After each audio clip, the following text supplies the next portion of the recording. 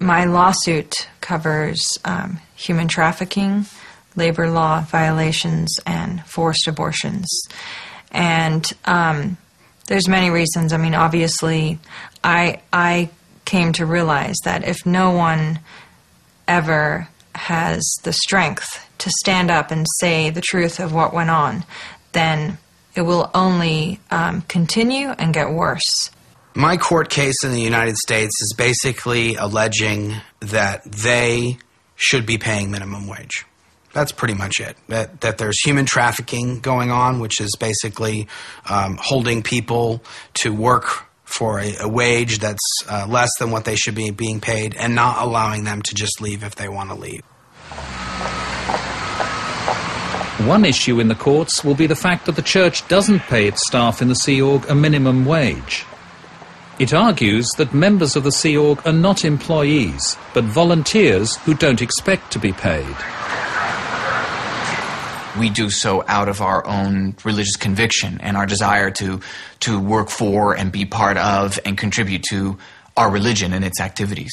And as such, we don't expect a wage, and we don't do it for a wage. However, Mark Headley says he signed a contract of employment similar to this one when he joined the Sea Org and was promised a minimum wage.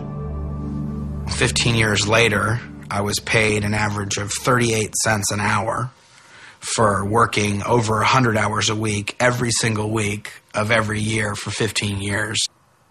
In 15 years, I made a total of $29,000 for 100 hours a week, every week. When Mark and Claire met, they were posted to one of the church's most secure Sea Org facilities at Hemet, 2 hours' drive outside Los Angeles. The facility is surrounded by high fences topped with razor wire. What did the church tell you about people who wanted to leave? That people in the Sea organization have foregone the right to leave, and that was reiterated on many different instances. I mean, honestly, I've reflected since leaving, and the only thing that even comes close for me in terms of living conditions and everything else is prison. Just is. Claire Headley joined the Sea Org age 16 and worked for the Religious Technology Centre, earning as little as $23 a week. How hard was it doing that job? Words don't describe it. I mean, there was 2 to 3 year periods where if I slept at all, it was in an office chair or on a floor or 2 hours in a bed. I very, very rarely saw Mark. Claire Headley says excessive hours and little pay weren't the only form of abuse she and other women were subjected to. She says she was coerced by senior staff into having 2 abortions. The church denies these allegations. I will always have that emotional scar and wounds. It's a horrifying form of abuse that goes on very prevalently in the Sea organization. Claire Headley says the first abortion took place when she was 19 years old. She and Mark had married 2 years earlier. I had not been paid in months, and I'd used birth control before, but I could not afford it. They sat down with me and prepared me for essentially saying, good, we're going to take you to the Planned Parenthood. They're going to ask you, do you want an abortion? You are to say yes. And I was going to be driven there by a staff member who would be waiting for me outside in the waiting room. So there was absolutely no option. I mean, I was absolutely cornered. This was my worst nightmare come true, absolutely. Claire Headley says her second abortion took place in Clearwater, Florida. Again, she says she had no money for contraception. She asked to speak to her husband, Mark, who was still at the Hemet base outside Los Angeles. That was not authorized. So essentially I was forced to go through with this. I wasn't able to tell Mark anything of this until the next time I saw him physically, which was 8 months later. That's when I found out. I was not consulted. I was not told. It was kept quiet. Nothing. What is the Sea Org policy on having children? Sea Org members do not have children. If someone is a member of the Sea Organization and they wish to have a child, they would need to do so outside of the Sea Org, at which point, when the child is of age, those individuals could come back, to the Sea Organization if they so chose. And that's been policy for almost 20 years now. Why does the Church ask pregnant women in Sea Org to have abortions if they wish to stay in the Sea Org? Absolutely, that is absolutely not true, and I categorically deny that allegation.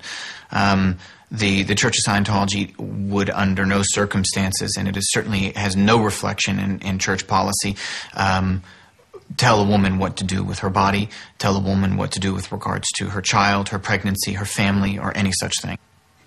Right. This, though, is exactly what many women allege. Claire Headley says she knows of about 40 other women in the Sea Org who say they've been pressured into having abortions. Laura De Crescenzo joined the Sea Org in Los Angeles aged 12 and says she was coerced into having an abortion 5 years later by a senior officer. She started explaining to me that at this stage, the baby, as they refer to it, there was no Satan there, meaning there was no spirit occupying the body. She was saying, look at how detrimental it would be to the organization if you were to leave.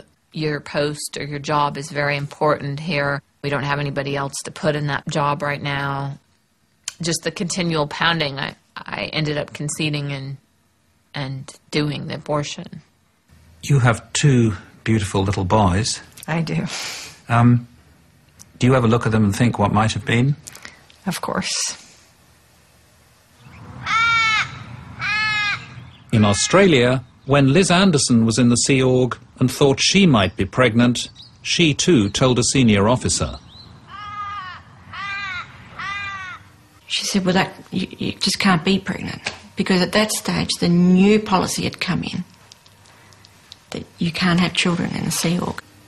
I was not pregnant, it turned out, but my decision would have been to keep the child. But what did she advise you to do? I'd have to have an abortion. If there was a Sea Org staffer or a number of staffers who had advised women to have abortions, that's something you would utterly condemn. Yeah, absolutely. But there's another disturbing aspect to life in the Sea Org. When members of the organisation transgress, they risk being sent to the RPF, the Rehabilitation Project Force. In 1978, after all the years she'd given to Scientology, Hannah Eltringham Whitfield was consigned to the RPF by L. Ron Hubbard for performing badly in a session on Scientology's controversial counselling tool, the E-meter.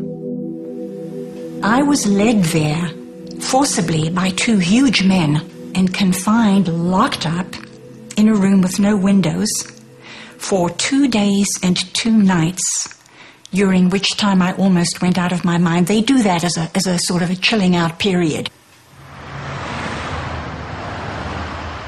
One of Laura De Crescenzo's first jobs in the Sea Org was to send fellow members of the Sea Org